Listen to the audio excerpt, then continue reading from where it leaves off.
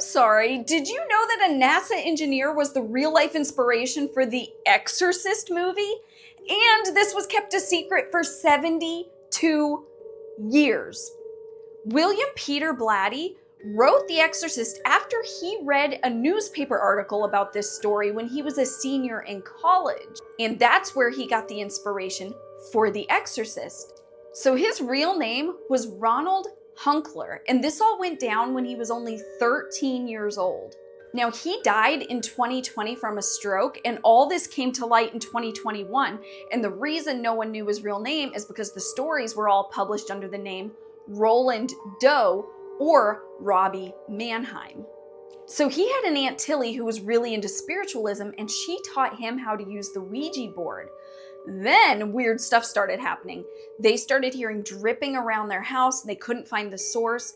They heard scratching coming from inside the walls that they assumed were rats at first.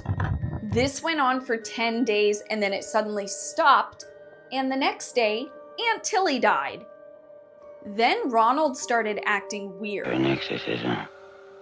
And really strange things began to happen. He was hearing someone pacing back and forth beside his bed at night. Heavy furniture was being slid around his room. His bed was shaking. Words were being scratched onto him, a lot like the stuff you saw in the movie, except I'm pretty sure his head didn't spin around.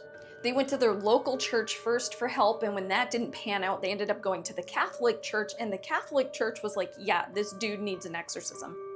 He went through 20 to 30 exorcisms, and it finally all came to an end at the Alexian Brothers Hospital in St. Louis.